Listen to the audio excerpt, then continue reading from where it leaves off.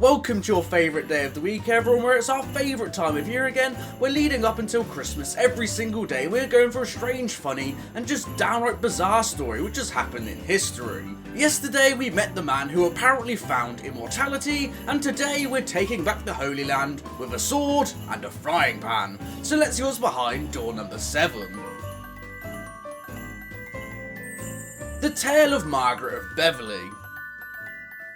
So while the medieval crusades were an absolute sausage fest, one woman who did defy gender roles of the time was Margaret of Beverley, who took on the might of Saladin's forces at the siege of Jerusalem with a cooking pot on her head as a helmet. After absolutely massacring the Crusader forces at the Battle of Hattin in 1187, Saladin now set his sights on the ultimate prize, Jerusalem. However, Big Marge was ready to show one of the greatest military leaders of all time what's what after having taken the cross in 1180 for a pilgrimage. Margaret had been born in Jerusalem either 30 or 50 years prior after her English parents had taken a pilgrimage, and now she had returned with a small group of pilgrims, although it's unknown whether she actually intended to join in the combat. Nevertheless, she took an active role in the siege defences, wearing her cooking pot as a trusty helmet, carrying water to the men and taking part in the fighting where necessary. However, whether she actually wore the cooking pot as a helmet is up for debate though, as the circumstances in Jerusalem were so dire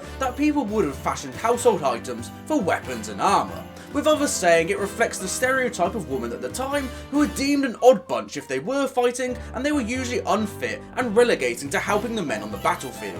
The tale of Margaret's account comes from her monk brother Thomas, whom she was reunited with after her Holy Land adventure, where she said, "Like a fierce virago, I tried to play the role of a man. A woman pretending to be a man, terrified, but I pretended not to be afraid."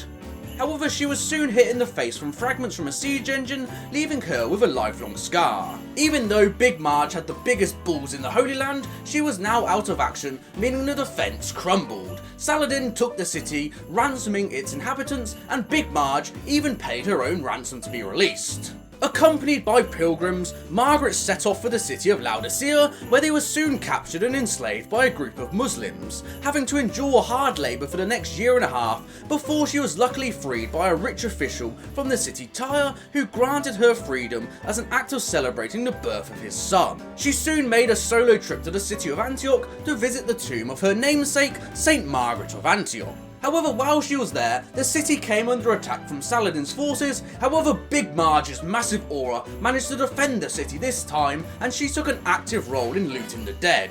She then travelled south towards Tripoli, where she was once again captured by Muslim forces. However, this time she was not enslaved, as she either spoke the name of Saint Mary and then was released, or the Muslims saw all the loot she had taken from their dead comrades and feared such a powerful woman, and they probably even saw her frying pan. They saw her frying pan and were like, "Absolutely not, love. We are not dealing with you. Get out our camp before you kill us all and end the holy wars right there and then." Margaret then travelled towards Acre, reaching the city in 1191 after the arrival of the third crusading forces from Richard the Lionheart and Philip II of France. She had now had enough of her time in the Holy Land, and she headed back to Europe, visiting Rome and Santiago de Compostela in Spain on a pilgrimage before eventually being reunited with her brother Thomas in Froidmont in northern France. Margaret was eventually persuaded to become a nun by her brother, where she lived out the next 18 years of her life, passing away in either 1210 or 1214, and the case of Margaret is one of the most well documented